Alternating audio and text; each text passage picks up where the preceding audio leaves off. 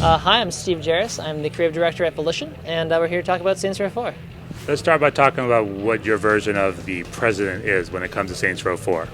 Well, in Saints Row 4, obviously we need to go and tell the story of the player being the leader of the free world. And so, and some people might think this is a little odd, but when you really look at the Saints Row franchise, it makes a lot of sense. First game, gang member. Second game, gang leader. Third game, pop culture icon. So where do you go from there?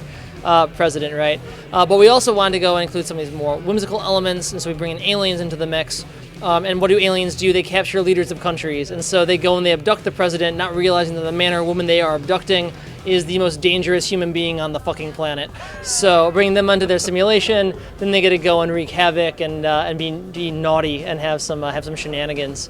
So that's kind of how we introduce that sort of president element. The first mission of the game, we go and show how you became president, which I can't go and get into now. But then we bring into the next mission, which takes place in the White House, where you can start being a president. You get to meet your vice president, who's Keith David. You get to sign a bill into law, whether or not you're going to be curing cancer or feeding the hungry. You go and have some deal with unruly senators who don't like your policies, and in general just have a little bit of mischief in the White House before the aliens attack. So it's a good time. Where do you guys draw inspiration from when it comes to having a heavily armed White House and having those guns out front? Absinthe. Lots of absinthe. No, it's one of the things about Saints Row. We have a guiding philosophy.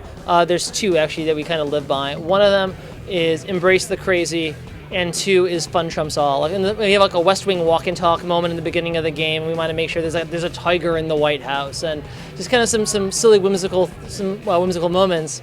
And then we try to figure out like what else can we go and what would the Saints do if they were president? Well, Saints love guns, right? So why wouldn't they hide guns in the Oval Office? The Saints, love these different absurdities, and so we kind of go and start embracing that and bringing that into the forefront. So we really we just like to play, and once that happens, our design meetings are kind of fever dreams. So it's always a good time. Is there anything that you guys consider too over the top that you have to cut? Yeah, it's not because it's too over the top. It's more that it's too hard to do it right. So we had a week where we said, listen, you guys do whatever the hell you want. Let's just come up with some ideas. And this one group came up with a dragon. And we're like, oh my God, this is amazing. So the question was like, can we go and have a dragon in the game? I'm like, fuck yeah, we can have a dragon in the game. And so we were starting playing with it. And then the question comes down to, if we have a dragon, what do we lose?